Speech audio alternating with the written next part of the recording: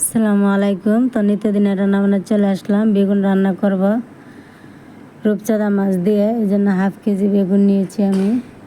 Half KG বেগুন 4 piece বেগুন হয়েছে 20 টাকা। একটা বেগুনের দাম 5 টাকা পড়ছে। তো আমি বেগুনগুলো কেটে নিচ্ছি।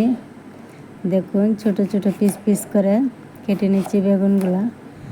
আর যে কোনো দামি মাছ বেগুন দিয়ে রান্না করলে অনেক বেশি স্বাদ, যেমন রূপচাঁদা, তারপরে ইলিশ মাছ, পাঙ্গাস মাছ, এগুলো বেগুন দিয়ে রান্না করলে অনেক স্বাদ। আর বেগুনগুলো গোল গোল চাক করে আমি কেটে নিচ্ছি, দেখুন। আর বেগুন কেটে পানিতে ভিজিয়ে রাখলে বেগুনের কষ্ট উঠে যায়, এই জন্য বেগুনটা আমি পানিতে রাখলাম। তো আমার সবগুলো কাটা হয়ে গেছে বেগুন, তো ধুয়ে পানিতে কুটিয়ে নিয়েছি। আর ওদিকে রূপচাঁদা মাছটাও ধুয়ে পানি জড়ে নিয়েছি। ধনেপাতা, কাঁচামরিচ, পেঁয়াজ সব কিছু কাটা হয়ে গেছে। এখন রান্না করব। আগে মাছটা ভাজির জন্য আমি হলুদ আর লবণ মাখিয়ে নিচ্ছি ভালোভাবে। রূপচাঁদা মাছটা মাখিয়ে তারপর একটা ফ্রাই প্যান বসিয়ে দিলাম। ফ্রাই প্যানে তেল দিয়ে দিলাম। তেলটা গরম হয়ে আসছে। এখন এক এক করে মাছের পিসগুলো ফ্রাই প্যানে দিয়ে দিচ্ছি। তো দেখুন আস্তে আস্তে সবগুলো মাছ ফ্রাই প্যানে দিয়ে দিলাম, যেন তেলে সেটা হাতে না লাগে। এই জন্য আস্তে আস্তে মাছগুলো দিয়ে দিচ্ছি গরম তেলের মধ্যে। দিয়ে মাছগুলো এক পিস ভালোভাবে ভেজে উঠিয়ে দিচ্ছি।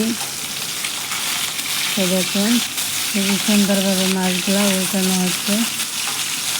সবগুলো মাছ উল্টানো শেষ হলে এপিট উপিট 2 পিট ভালোভাবে ভাজি করে তারপর মাছগুলো উঠিয়ে নিব। তো দেখুন মাছগুলো খুব সুন্দরভাবে ভাজা হয়ে গেছে। এখন এক এক করে মাছগুলো আমি উঠিয়ে নিচ্ছি ফ্রাই প্যান থেকে। তো সবগুলো মাছ উঠিয়ে তারপর আমি বেগুনটা ভাজি করব। তো দেখুন মাছগুলো আমি উঠে একটা বোলের মধ্যে রেখে দিয়েছি। আর বেগুনগুলো দিয়ে দিচ্ছি। বেগুনগুলো কিছুক্ষণ নাড়াচাড়া করে ভাজি করে নিব সেদ্ধ হওয়া পর্যন্ত। তো বেগুনগুলো সেদ্ধ হয়ে গেছে, ভালোভাবে ভাজি হয়ে গেছে। এক সাইডে রেখে আবার একটা পাতিল বসিয়ে তেল আর পেঁয়াজ কুচিটা ভেজে নিচ্ছি। তো পেঁয়াজটা ভাজা হচ্ছে, অল্প পানি দিয়ে দিলাম মশলা কষানোর জন্য। দিয়ে দিলাম 1 চামচ পরিমাণ হলুদ, 1 চামচ ধনিয়া, 1 চামচ মরিচ আর কিছুটা কাঁচামরিচ ফালি, প্রায় 8-10টা। তো দেখুন কাঁচামরিচটা আমি নাড়াচাড়া করে মশলাটা কষিয়ে নিচ্ছি। কষানো মশলায় ভেজে রাখা বেগুনটা দিয়ে দিলাম। বেগুনটা দিয়ে আবার দিয়ে দিচ্ছি রূপচাঁদা মাছটা, দিয়ে দিব ধনেপাতা আর অল্প পানি দিয়ে দিচ্ছি। তো ধনেপাতাটাও দিয়ে দিচ্ছি একসাথে, যেহেতু মাছ ভাজি করা বেগুনও ভাজি করা সবগুলো একসাথে।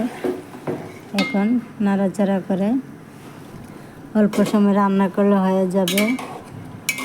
ভাজি করা সবজি বেশিক্ষণ সময় লাগবে না রান্না করতে। তো বলক এসে গেছে, এখন আমি নাড়াচাড়া করে নিচ্ছি।